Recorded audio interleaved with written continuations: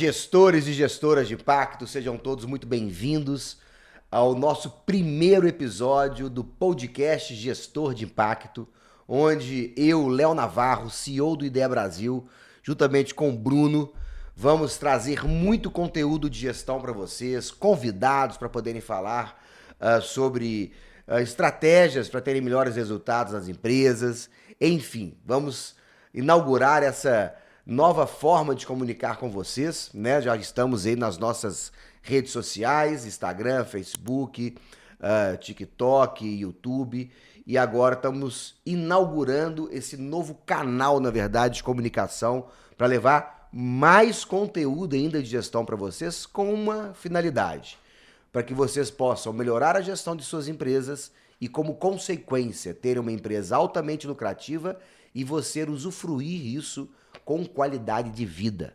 Então essa que é a nossa ideia aqui no nosso podcast Gestor de Impacto. Então é um prazer muito grande. Brunão, seja muito bem-vindo a esse novo projeto. Muito obrigado. Brunão vai ser o responsável aqui por trazer todo o conteúdo, fazer as pautas também e trazer novos convidados aqui para nós.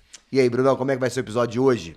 Primeiramente é um prazer estar aqui falando com você, Léo. Vai ser um projeto maravilhoso que a gente está trazendo para ajudar vocês, que são empresários de pequenas e médias empresas, a, como o Léo falou, ter uma empresa mais lucrativa e com total qualidade de vida. E nesse primeiro episódio, para a gente inaugurar, a gente vai falar o que é e quais são os pilares da gestão de impacto, não é isso, Léo? Isso aí. Então Beleza. Vamos lá. Então bora começar. Para o pessoal entender, de onde surgiu essa ideia de gestão de impacto? Como que isso começou? Cara, para eu poder falar sobre a gestão de impacto, eu preciso contar um pouco da minha história, né? Não sei se as pessoas já sabem, mas eu comecei a trabalhar muito cedo, comecei a trabalhar com 14 anos. Eu sou mineiro aqui de Belo Horizonte e comecei a trabalhar numa oficina de carro chamada Oficina Viaduto e estudava de manhã e trabalhava à tarde como office boy. Fiquei lá um ano, dos 14 aos 15 anos. Com 15 anos eu fui pro almoxarifado dessa oficina. E comecei a trabalhar no almoxarifado, fiquei lá dos 15 aos 17. Foram 3 anos, espetacular, comecei a trabalhar, carteira assinada ali, era funcionário, mas comecei a ter minha responsabilidade logo cedo e tomei gosto pelo trabalho. O meu pai sempre foi um grande incentivador para eu poder trabalhar cedo. E ali eu comecei, né, a ter a relação com o mundo empresarial. E aí, logo depois eu tive a oportunidade de morar fora, um ano, voltei e mudei para Vitória da Conquista. Vitória da Conquista é uma cidade do interior da Bahia e lá eu fui vender carro. Mudei para lá com 19 anos e fui trabalhar na concessionária Mirai Veículos, que era uma concessionária da Mitsubishi, uma concessionária recém-inaugurada, logo quando abriram ali as importações para o Brasil, essas, né, concessionárias, essas marcas começaram a vir para o Brasil. E também fiquei lá 2 anos, depois mais 3 anos na Fiat, na Cambuí Veículos, do mesmo grupo, mesmo dono, Edmundo Cardoso. E ali, cara, eu tomei a decisão que mudou a minha vida. Foi a decisão mais importante, talvez, que eu tenha tomado na minha vida até hoje, que foi a decisão de empreender, de me tornar empreendedor, ter o meu próprio negócio. E por que eu tomei essa decisão? Porque eu via a vida que o meu patrão tinha, o Edmundo Cardoso. O cara... Poxa, tirava 3, 4 férias ao ano, sempre uma férias internacional, viajava com a família, os filhos no melhor colégio, morava na melhor cobertura da cidade, sempre andando de carro importado. Chegava para trabalhar segunda-feira ali por volta de 10 horas, 11 horas da manhã, 4 horas da tarde eu saía, ia para academia, ia jogar o tênis dele, que ele jogava tênis. Final de semana estava sempre fazendo o hobby dele, que era correr vaquejada, tinha fazenda, enfim. Então eu olhava para aquela vida e falava, cara, eu quero essa vida para mim. Não era como inveja, era como admiração, uma pessoa que eu admiro muito, o Edmundo, um cara fantástico, um grande amigo muito grande da minha família, do meu pai também, e que realmente eu tenho uma admiração muito grande. Eu falei, poxa, eu quero também poder usufruir do dinheiro, né, e do que o resultado que uma empresa positiva gera para o dono dela. Então eu tomei a decisão de ser empreendedor ali, cara, de montar meu próprio negócio. E já ganhava um belo salário. Vendendo carro, eu ganhava ali em torno de 12, 14, 15 mil reais por mês a valores de hoje.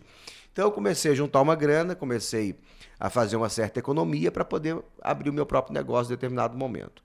Aí depois de 5 anos que eu estava lá trabalhando, conversando com meu pai por telefone, falei, pai, quero montar uma empresa para mim. Ele me deu apoio, só que aí no final da conversa ele falou assim, Léo, em vez de você montar uma empresa para você, pegar o seu dinheiro e investir numa empresa nova, por que você não vem trabalhar para mim? Falei, cara, eu não quero trabalhar para você. né? Eu quero ter o meu próprio negócio, trabalhar para alguém. Eu continuo trabalhando aqui em Vitória da Conquista. Sou super feliz aqui, ganhando bem, adoro aqui. Porém, eu quero ter meu próprio negócio. Eu falei, então faz o seguinte, em vez de você montar uma empresa, você se torna sócio meu na empresa que eu já tenho. Pega o seu dinheiro e investe aqui na nossa empresa, na minha empresa. Aí a conversa mudou. Né? Eu falei, vou ser dono do meu próprio negócio. Aí eu fiz um acordo com meu pai, me tornei sócio dele e mudei para Porto Seguro no dia 18 de abril de 2000. Véspera de 500 anos do Brasil, Porto Seguro estava aquela festa toda e etc. E aí eu cheguei lá para poder administrar o Hotel Navegantes. Foi uma empresa que meu pai montou, um hotel que ele inaugurou. Meu pai foi para Porto Seguro em 82, passeando, mudou para lá em 83 e o hotel foi inaugurado no final de 83. Então já era uma empresa que existia há 17 anos. Você tem uma ideia, esse hotel foi o 5º hotel a ser construído em Porto Seguro. Hoje tem mais de 800. Nós chegamos lá, só tinham 4 hotéis. E aí, cara, eu cheguei, empresa já com 17 anos de idade, imagina, topei na hora, né, a proposta que meu pai me fez. Morar em Porto Seguro, na praia, dono de uma empresa que já existia há 17 anos, uma empresa que vinha dando resultados positivos, que vinha só crescendo e etc. Enfim, aí eu mudei para Porto Seguro e comecei a administrar o hotel. 6 meses depois que eu estava lá, meu pai já aposentou, pendurou as chuteiras e deixou a gestão da empresa 100% da minha responsabilidade. E, cara, naquela época eu tomei uma decisão que era para facilitar o meu trabalho. Eu tomei a decisão de morar no próprio hotel. Então eu peguei 2 quartos que tinha no hotel e fiz um quarto, sala, cozinha, né, uma suíte um pouco mais estruturada para poder morar. Eu era solteiro na época ainda, não tinha família, e comecei a morar no hotel. E, cara, eu queria ser empresário, como eu falei, porque eu via a vida que, né, o Edmundo tinha, e como admiração eu queria ter aquela vida também.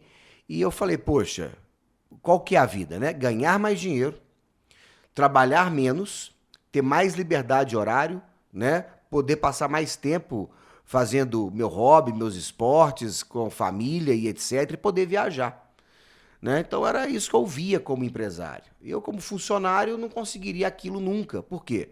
Funcionário eu tenho que bater cartão, chegar de 8 às 18, trabalhar 8 horas por dia. Final de semana, sábado também tinha que estar trabalhando. Sempre ia ter um limite de ganho ali. E ia poder tirar apenas uma férias ao ano. Não ia conseguir tirar mais férias. Então, para eu poder ter mais liberdade, ganhar mais dinheiro, tirar mais férias, eu tinha que ser empresário. Cara, passou um ano, eu fui fazer uma retrospectiva da minha vida como empresário. Foi justamente o oposto que começou a acontecer. Eu parei de trabalhar de 8 às 18, como funcionário, e comecei a trabalhar de 6 horas da manhã até 10, 11 horas da noite. Todos os dias, literalmente, de domingo a domingo. Então, naquele primeiro ano, durante 365 dias, eu trabalhei em torno de 14, 16 horas por dia. E trabalhava muito mais do que qualquer funcionário meu, né? E como eu tinha tomado a decisão de morar no próprio hotel, o que acontecesse meio-dia ou meia-noite, pegava um telefone para me ligar, para poder resolver problema, né? Mas isso não foi o que mais me chamou a atenção, cara. Eu sempre não tive problema de trabalhar muito, sempre gostei, inclusive, muito de trabalhar. Mas 2 coisas me chamaram mais a atenção. Eu era funcionário já desde os meus 14 anos, então já tinha tirado ali em torno de 10 férias. Pela primeira vez, eu trabalhei um ano inteiro e não consegui tirar férias. Foi eu me virar empresário, me tornar empresário, que as férias desapareceram. E olha que eu estava morando numa cidade que todo mundo ia tirar férias. Exatamente. E eu não conseguia tirar as minhas. Mas teve uma coisa que mais me chamou a atenção, foi que durante aqueles 12 meses, além de eu ter trabalhado todos os dias, e isso não é exagero, de forma literal, a minha empresa ela não fecha. Verdade. O hotel fica aberto 24 horas por dia. Então eu trabalhava de domingo a domingo. Mas depois de 12 meses, cara, eu havia pagado o salário de tudo e de todos, mas tinham meses que eu não conseguia pagar o meu salário. Me faltava dinheiro para poder pagar as minhas contas. Aí eu falei, poxa, isso não tá fazendo sentido mais para mim, trabalhar o dobro do que eu trabalhava antes, não conseguir tirar férias e ainda não ganhar dinheiro, trabalhar de graça? Não quero esse negócio para mim, não. Pai, tá aqui a chave do hotel, meu amigo, tô indo embora, vou voltar a vender carro. Só que, cara, eu queria ser empresário, eu sempre fui uma pessoa muito autocrítica. O que eu tô fazendo de errado? Por que tem pessoas fazendo a mesma coisa que eu faço, que estão tendo resultados positivos, que estão tendo mais qualidade de vida e eu não estou conseguindo?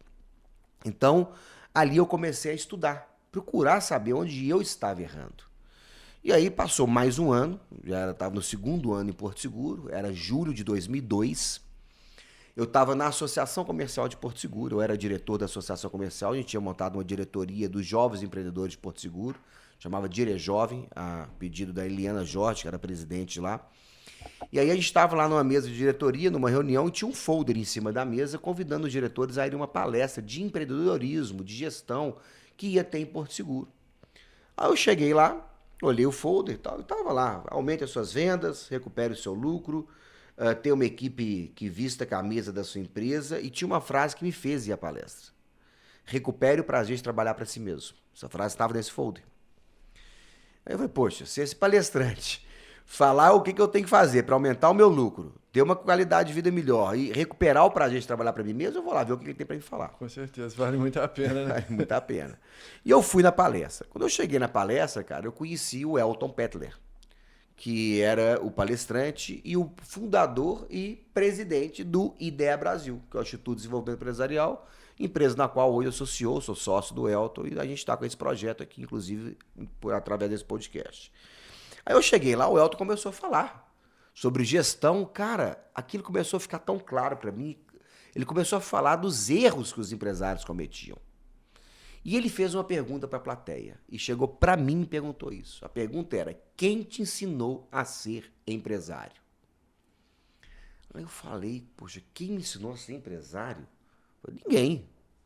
Tô aprendendo, tô tentando aprender, né, cara? Tô no dia a dia aqui e tal, na luta, na batalha, cada dia matando leão, tentando aprender. Aí ele falou assim, né? E umas 3, 4 pessoas responderam da mesma forma. Ah, ninguém me ensinou, tô aprendendo com os erros, tô tentando aprender, enfim. Aí ele chegou e falou assim, mas peraí, por acaso um médico precisa estudar? Precisa. Um advogado precisa estudar? Precisa. Um engenheiro precisa estudar? Precisa. Um arquiteto? E de onde que se tirou que um empresário não precisa estudar? Né? Que barbaridade é essa de achar que ser empresário é um título? E aí agora é eu que trago dessa forma, né? A gente pensa que ser empresário basta ir ali, se você pegar o seu CPF, vincular um CNPJ, você se tornou empresário. Você recebeu o título de empresário. Verdade. Mas você não sabe exercer a profissão empresário. Então, empresário, as pessoas têm que entender que empresário não é um título. Empresário é uma profissão como qualquer outra. E da mesma forma que o médico, o engenheiro, o arquiteto tem que estudar, o empresário também tem que estudar. Então, quando ele fez aquela pergunta, a minha ficha caiu. Eu falei, gente, eu estou cometendo um erro básico. Como é que eu posso querer ser médico sem estudar? Como é que eu posso querer ser empresário sem estudar? Impossível. Impossível.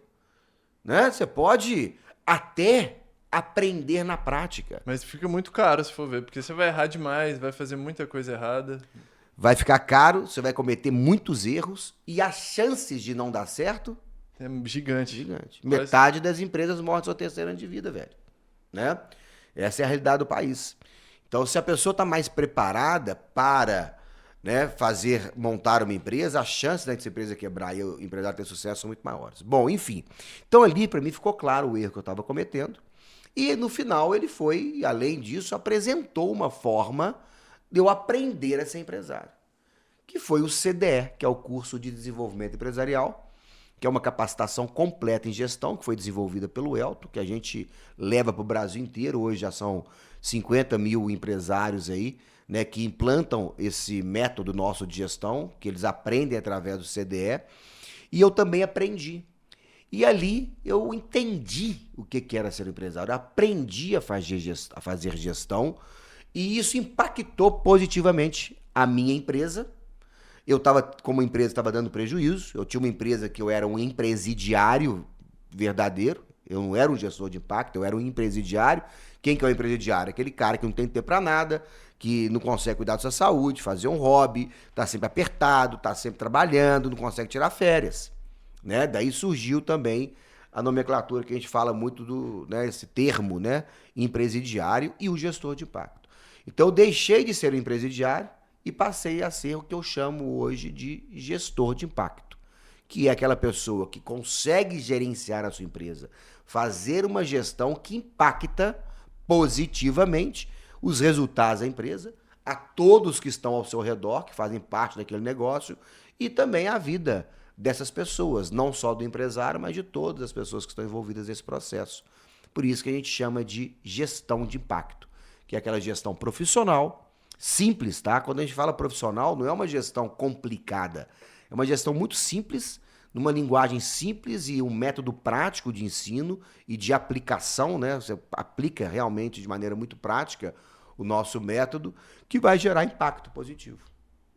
Maravilha. Então, esse termo gestão de impacto, resumindo, o que é a gestão de impacto? Gestão de impacto é uma gestão profissional que gera resultados positivos na empresa, né? Ou seja, lucro que impacta de maneira positiva a vida do empresário para que ele tenha mais qualidade de vida.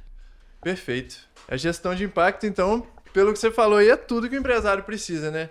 Só que olha só, você comentou que você teve esse processo de sair de um empresidiário e se tornar um gestor de impacto. Você poderia falar mais sobre esse processo? Quais que são as diferenças de um empresidiário e de um gestor de impacto? Porque às vezes o empresário está vendo ali e ele está se enxergando na posição de empresidiário e quer fazer essa transição para se tornar verdadeiramente um gestor de impacto. Quais são essas diferenças? Como sair de um lado e ir para o outro? Show, ótima pergunta, ótima colocação. Bom, primeiro o que é o empresidiário, então? O empresidiário é aquele empresário aprisionado pela sua profissão. Ele perde toda a sua qualidade de vida por ter se tornado um empresário. Por isso, um empresidiário. Perfeito.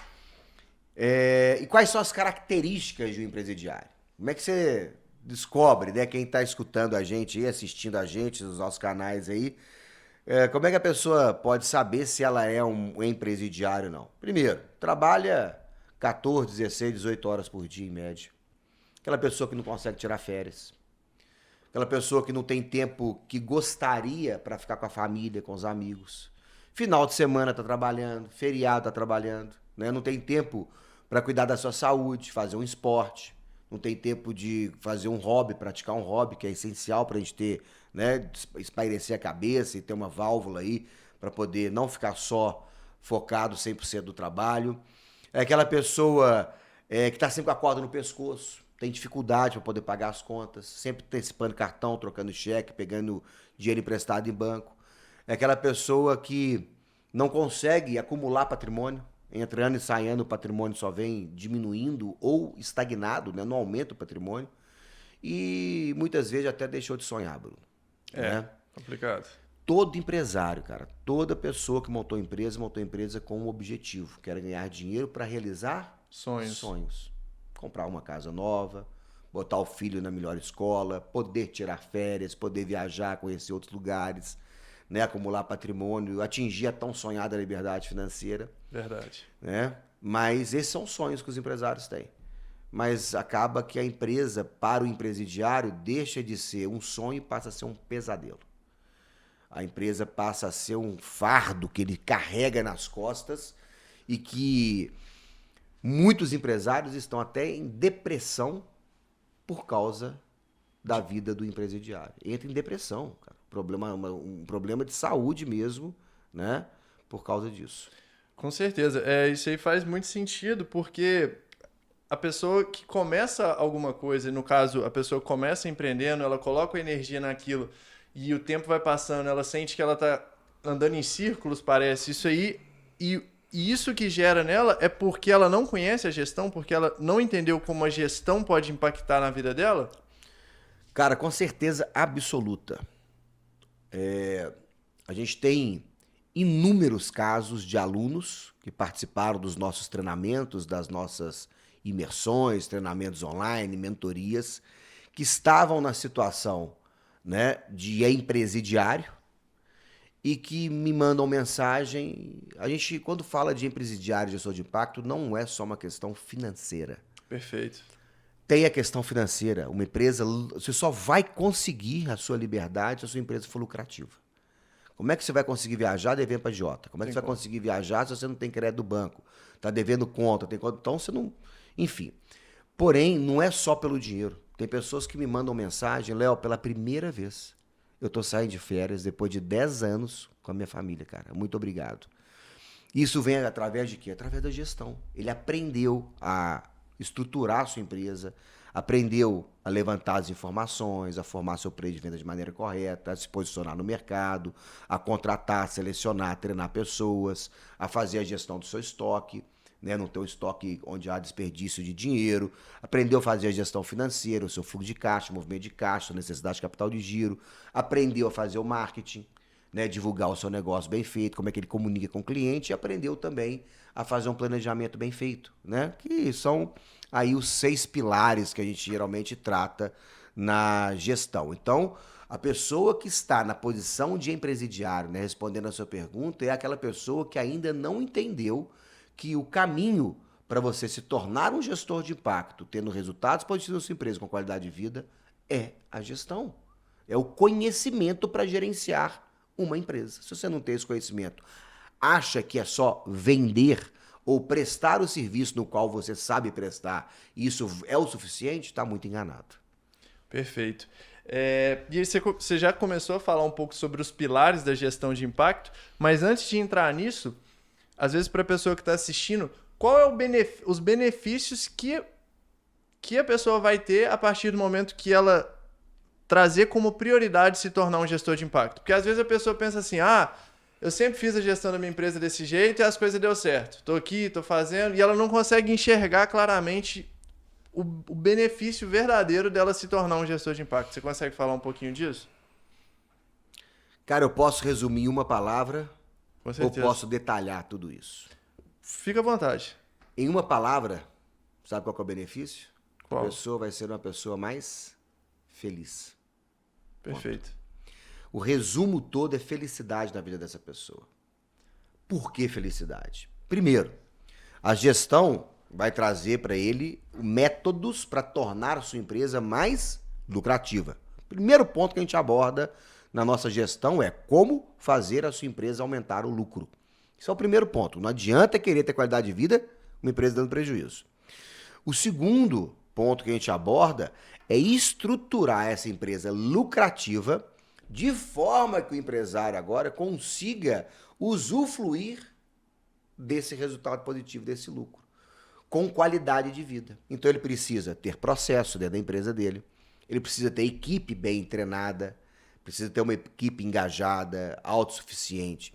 Ele precisa ter ferramentas de gestão que dão segurança para ele poder tirar férias, por exemplo, ficar 15 dias de férias, poder se ausentar da empresa em determinado momento. Ou seja, ele precisa aprender o planejamento para ele começar a sair do operacional e ir para o nível estratégico para poder planejar e gerenciar o planejamento que foi feito, deixando que o operacional seja feito pelas pessoas responsáveis, pelos colaboradores, né? Então são todos esses benefícios que ele vai ter. Ele vai ter mais segurança nas informações, mais controle, mais clareza do que fazer, vai conhecer as estratégias necessárias para poder gerenciar a sua empresa de maneira lucrativa e ter como benefício tudo isso influenciando a vida pessoal dele. Eu, por exemplo, tiro 4 férias ao ano. Não abro mão dessas minhas 4 férias. O ano que vem eu estou projetando para começar a tirar 5ª férias no ano. Então eu tiro férias em janeiro, tiro férias no carnaval, tiro férias em julho, tiro férias em dezembro. Esse ano eu já tirei férias em outubro. Fiquei uma semana viajando com a minha família em outubro. Vou tirar férias em dezembro. Então é provavelmente que esse ano seja o primeiro ano que eu já tiro 5 férias. Mas eu quero colocar isso como rotina, porque já tem uns 7, 8 anos que é rotina tirar 4 férias. E eu estou falando de um benefício, né? Outro benefício, você começa a ter mais patrimônio, você começa a ter mais segurança na sua vida pessoal também. Você começa a construir o seu colchão financeiro. Para quê? Para poder, em determinado momento, atingir a sua liberdade financeira. O que é liberdade financeira para mim? Liberdade financeira é você tomar a decisão de um dia querer parar de trabalhar, se você quiser, e continuar tendo o mesmo padrão de vida. Isso é uma liberdade financeira. Você conseguir, sem ter que acordar cedo, ir para dentro da sua empresa, trabalhar, voltar para casa para se sustentar. A partir do momento que o seu sustento não venha dessa máquina que é você gerando esse resultado. Você tem lastros que te geram uma renda que você consiga, se você quiser, tomar a decisão de parar de trabalhar. Eu, por exemplo, não me vejo parando de trabalhar. Eu me vejo cada vez mais trabalhando com mais qualidade, com menos esforço e maior resultado, né? Eu não quero parar de trabalhar, não é esse o meu objetivo, mas a minha liberdade financeira está sendo construída, o meu caminho para atingir a minha liberdade financeira está sendo construído, né?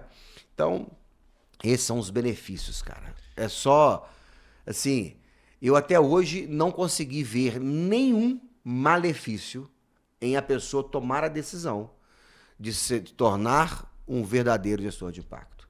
Eu só vejo benefício, não consigo ver nenhum malefício.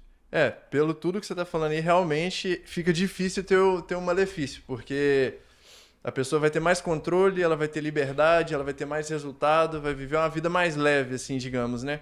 E agora que o empresário conseguiu entender que ele vai ter todos esses benefícios, quais são esses pilares que sustentam uma gestão de impacto? Quais são esses pilares que têm que ser desenvolvidos na empresa?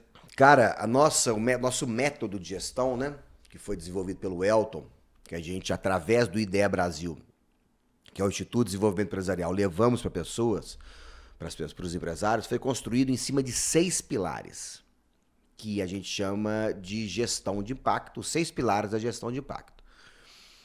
A gente transfere esse conhecimento através dos nossos programas de capacitação, né, que são vários, mentoria, cursos online, cursos presenciais, através de imersão e etc. Mas são 6 pilares que a gente aborda. E eu vou trazer nessa sequência, não necessariamente isso tem uma ordem de importância, a não ser o primeiro. Os outros têm uma certa correlação, mas não necessariamente é mais importante do que o outro. Mas o primeiro, ele é a locomotiva. Imagine que a gente tem um trem de uma máquina com 5 vagões. A máquina é o primeiro pilar e os outros 5 vagões é puxado por esse primeiro pilar. O primeiro pilar, então, é a gestão econômica. O que é gestão econômica? Tornar a empresa lucrativa, ponto. E muitas pessoas pensam que a única forma de você tornar a sua empresa lucrativa é vendendo mais. Verdade. Vender mais é importante? Claro que é, mas não é a única solução para tornar a empresa lucrativa.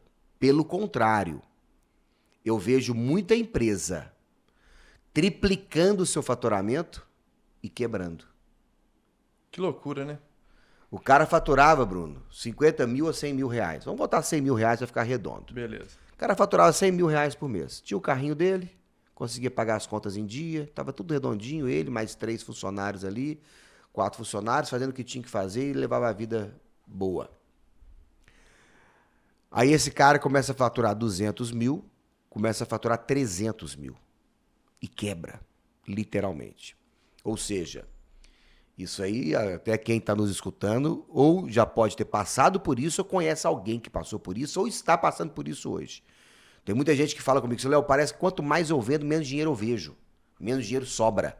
Quanto mais eu vendo, mais eu trabalho e menos dinheiro eu vejo. Essa que é a frase, é disso que eu estou falando. Então, o primeiro pilar é tornar a empresa lucrativa. O que é isso? Primeira coisa, para eu tornar a minha empresa lucrativa, eu tenho que saber, primeira coisa que eu tenho que saber, qual é o lucro que eu tenho.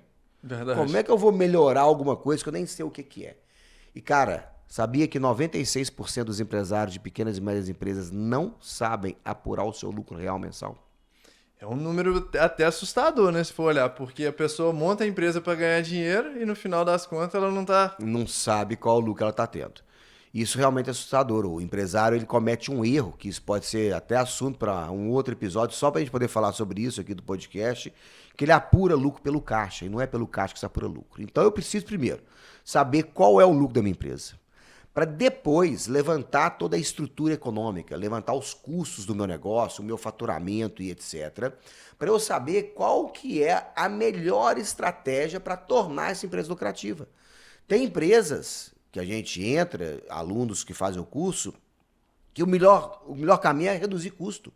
Ele já está vendendo bem, já está vendendo ali, por exemplo, ele vendia 100 mil, está vendendo 300 mil, mas da mesma forma, ele inchou muito a empresa dele, aumentou os custos de tal forma que ele continua sem ver dinheiro, ou até piorou o resultado da empresa. Tem outras empresas que não é questão de custos, os custos já estão muito enxutos, mas está vendendo pouco, aí tem que vender mais.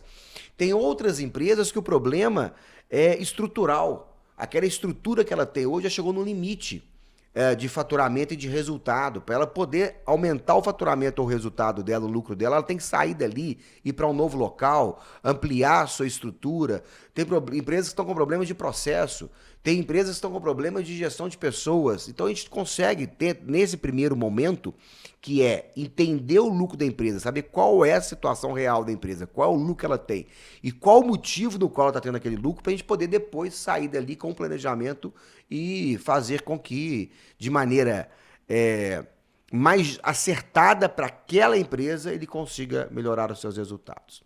Então esse é o primeiro pilar, que nós chamamos de gestão econômica. O segundo pilar é o pilar da gestão financeira, que é muito correlacionado com a gestão econômica, que muitas pessoas não sabem qual é a diferença. A gestão financeira é a gestão do lucro, do dinheiro da empresa, da entrada e da saída do dinheiro da empresa e também do lucro, o que fazer com esse dinheiro, que é diferente da gestão econômica. Então, nesse segundo pilar, a gente trata de como que a pessoa vai gerenciar todo o volume de dinheiro que entra e sai dentro dela.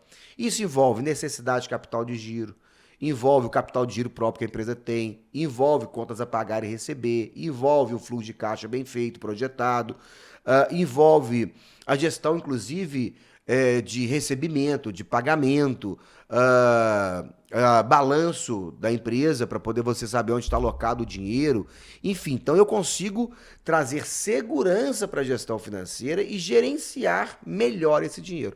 Tem muita empresa que a operação dela é lucrativa, mas por falhas da gestão financeira acaba tendo prejuízo, desperdício de dinheiro. Por exemplo, tem empresa que tem dinheiro, mas mesmo assim está antecipando cartão.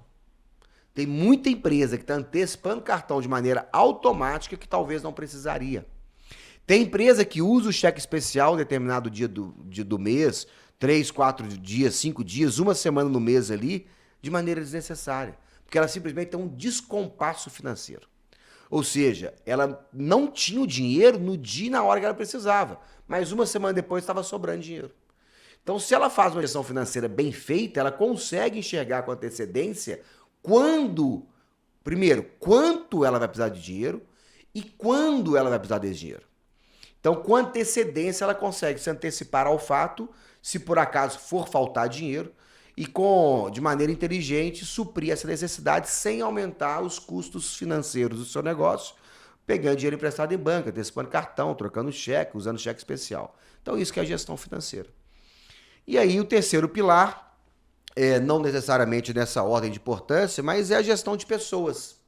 Né? A gente trata também, não é possível você ter um negócio, uma empresa, sem ter uma equipe, um time, né, que nós chamamos aqui no Ideia Brasil, coeso, um time preparado, um time motivado, um time que compra a briga, que tem o objetivo da empresa e que acredite naquele objetivo para poder levar a empresa para o próximo nível.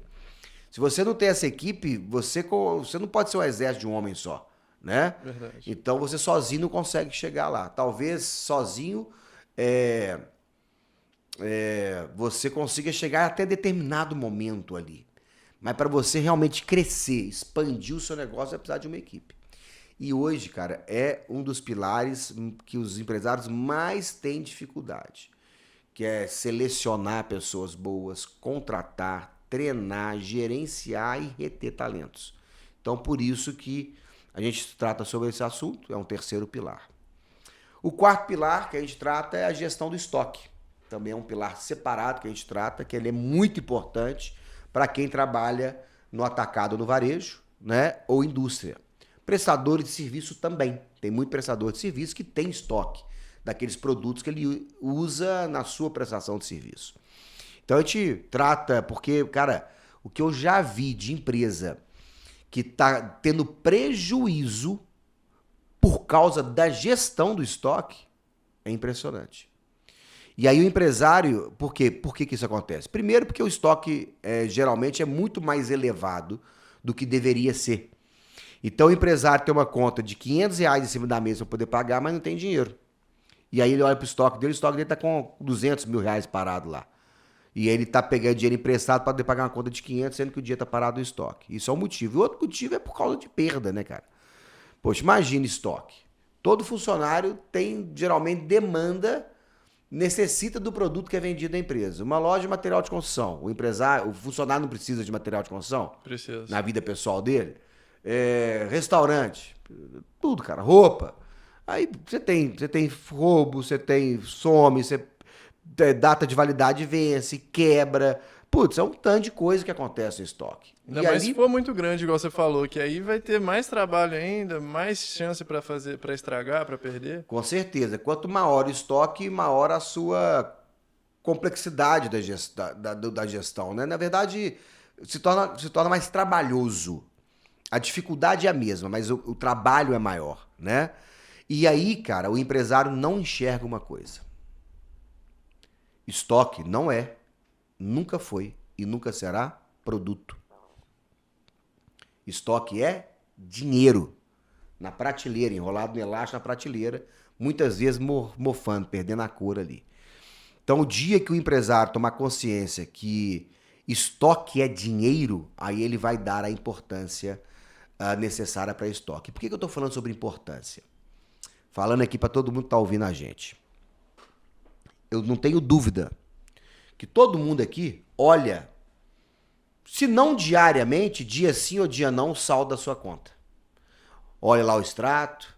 E se ele perceber, cara, que tá faltando dinheiro na conta dele, que o banco tirou dinheiro dele, ele vai ficar louco, vai no gerente, vocês estão doidos, vocês estão me roubando. Era para ter R$ 1.000, tem 900. Vai, cadê meus R$ 100 que tava aqui?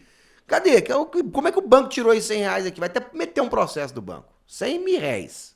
Verdade. E também controla o seu caixa. Abre o caixa, fecha o caixa, vê se o caixa bateu. Só que você acha que tem mais dinheiro. E não controla o estoque. Tem gente que montou empresa e tem 10 anos, nunca contou estoque na vida. E agora, você acha que tem mais dinheiro aonde? No banco? No caixa ou no estoque da empresa? Eu ia achar que era no caixa ou no banco, mas depois que você falou isso aí, eu já consegui ver que provavelmente deve ser no estoque. Estoque tem infinitamente mais dinheiro do que no banco e no caixa de qualquer empresa. Pelo menos as pequenas e médias empresas. E o cara não dá ao empresário, a empresária, o gestor e a gestora de impacto, eles não dão. Né, o gestor e a gestora de impacto até que já dão, quando eles entendem a gestão. Mas quem ainda não se tornou um gestor de impacto, ele não dá a atenção necessária ao estoque. E aí eu chamo a atenção aqui, a gente está falando do salto sobre os pilares, mas eu já queria chamar a atenção.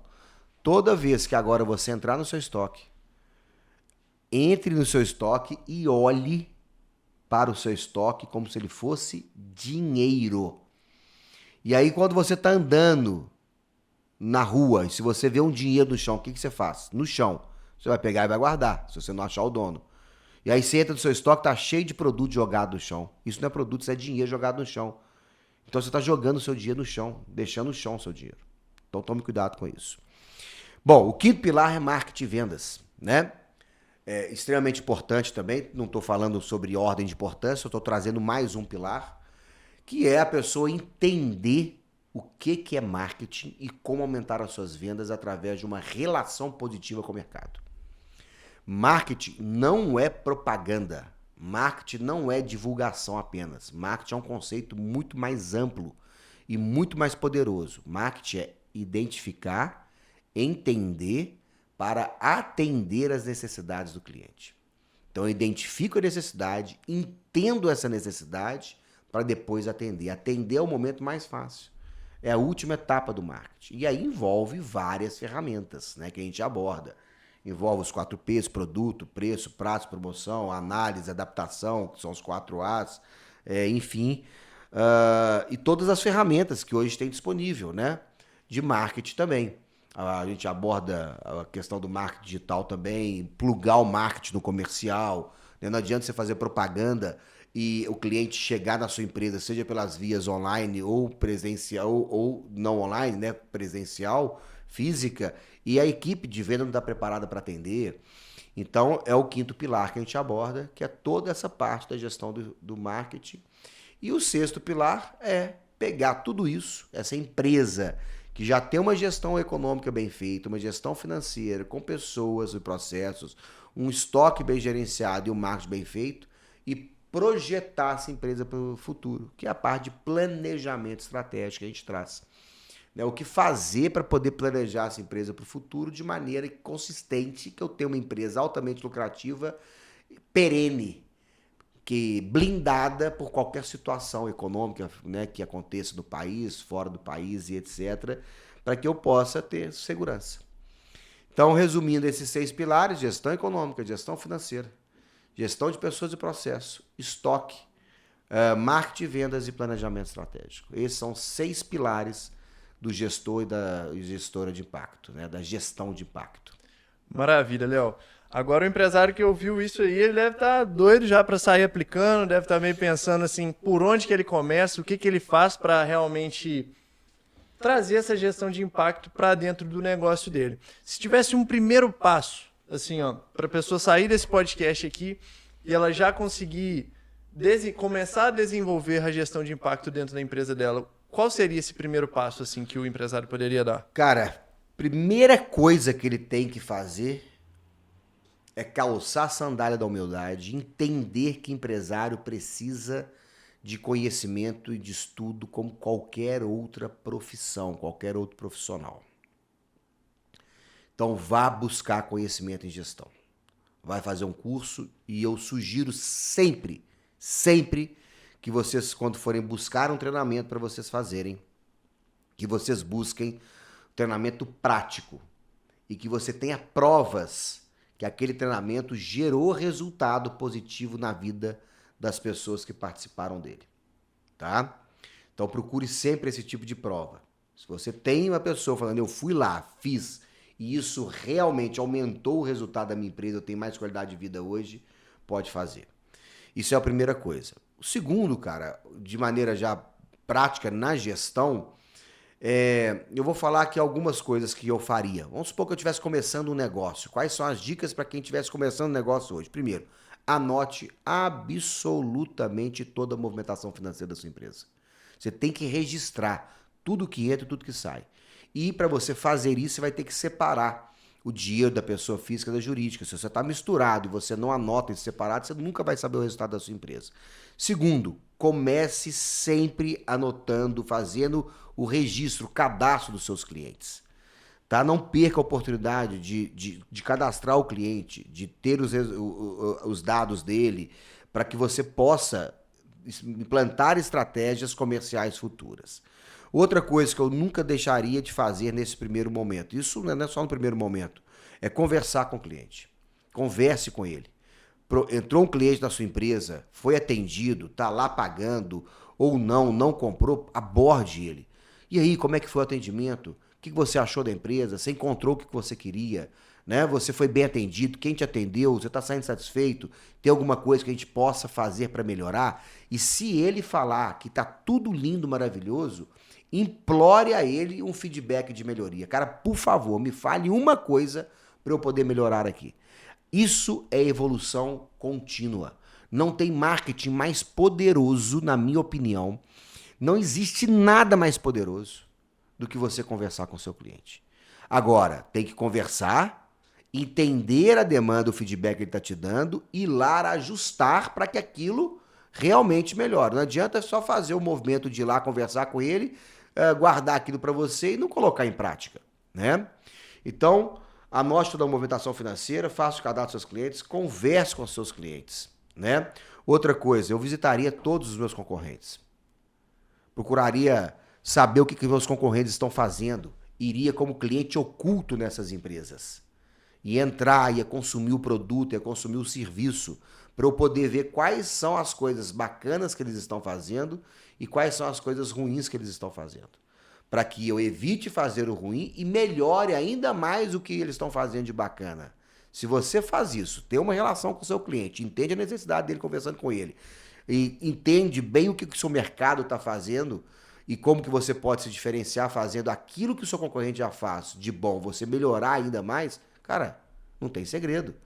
você vai ter sucesso. E a pimenta ainda para poder tornar a sua empresa mais sucesso ainda, fazendo tudo isso de maneira competitiva. Então, tenha uma empresa enxuta, tenha uma empresa com os custos bem controlados para você ir competitivo para o mercado. Imagine você ser competitivo e ser o melhor. Imagine você ser o melhor com preço competitivo. Acabou. Não tem como, não tem pra ninguém. Não tem pra ninguém. Verdade. Não tem como dar errado esse negócio. Não tem como. Né? Então, essas são as dicas que eu daria para quem está escutando a gente, para quem está assistindo esse primeiro episódio do nosso podcast Gestor de Impacto, para poder implantar imediatamente na sua empresa. Léo, foi muito claro, um conteúdo muito direto e prático, né? Como foi o prometido. Você tem mais algum recado que você gostaria, alguma coisa, uma consideração importante sobre esse tema dos 6 pilares da gestão de impactos que você gostaria de falar para os empresários? Cara, o recado que eu queria dar para os empresários, né, dos 6 pilares esses são os 6 pilares fundamentais para você realmente dominar a sua empresa.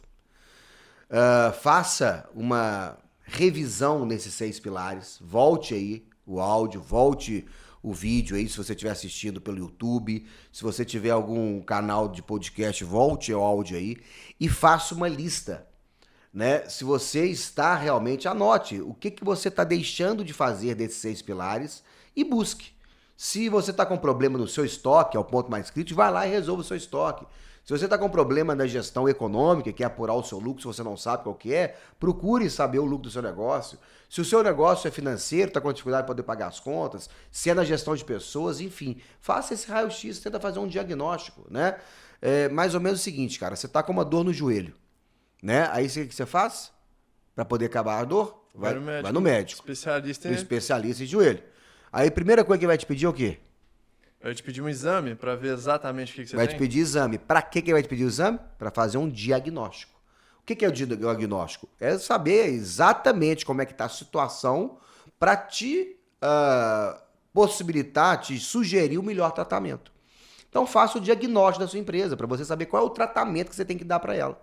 Se é um tratamento em qual dos 6 pilares ela mais necessita de apoio seu neste momento.